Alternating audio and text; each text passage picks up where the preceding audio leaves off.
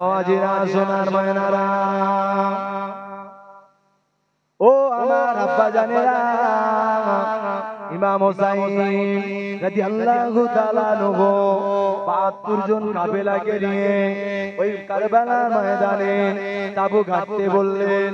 মাটির নিচে যখন কোপ দিলেন, মাটি ফুঁড়ে রক্ত বার হয়। যখন গাছের ডালে কোপ দিতে শুরু করলেন, গাছের ডাল দিয়ে রক্ত বার হয়। ও আমার ভাইজানেরা, তাবু গাড়বার জন্য যখন জমিনে কোপা পুঁততে আরম্ভ করলেন, জমিন থেকে রক্ত বার হয়।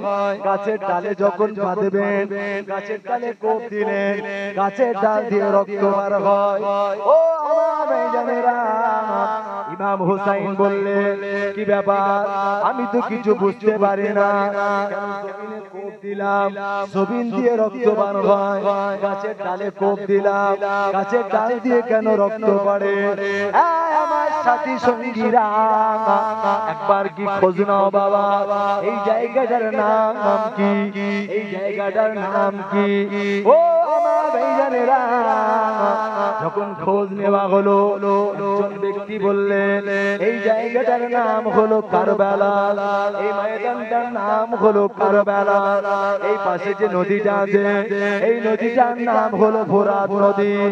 ও আমার ভাইজানেরা, ইমাম হোসাইন রাদিয়াল্লাহু তাআলা আনহু ভারাক্রান্ত মন নিয়ে, দুঃখিত মন নিয়ে, বেদনা ভরা ব্যথা বুক নিয়ে আর সাথীদের সঙ্গীদেরকে বললেন, ও আমার সাথীরা, মনে রেখে দাও, আমার নানা জানের শোনা জবানে শোনা যে আল্লাহর নবী বারবার বলতেন, আয় হুসাইন, কারবালার ময়দানে তুমি শহীদ হয়ে যাবে বাবা।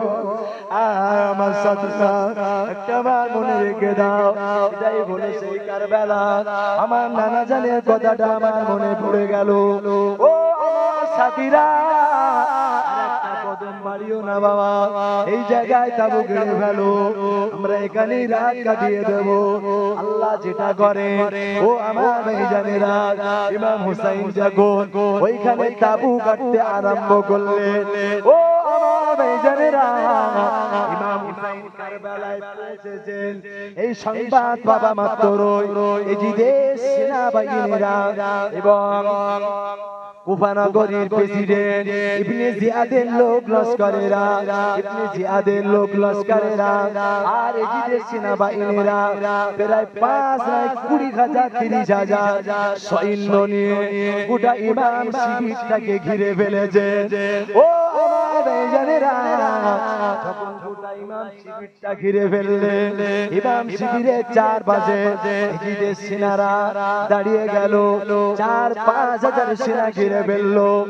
1 তারিখ, 2 তারিখ, 3 তারিখে পার হতে লাগলে ইমাম শিবিরের আর পানি বন্ধ করে দেওয়া হলো। ও আমার ভাইজানেরা, আল্লাহ নবী সাহাবারা ইমাম হোসাইনের ৭২ জন কাফেলা, কোথাও পানি ইমাম শিবিরে হাত দিল না, ফোরাত নদীটা সিল করে দিল। যখন ইমাম শিবির থেকে ওই ফোরাত নদীতে পানি আনতে যায়, আর ইমাম শিবিরে পানি তুলতে দেয় না।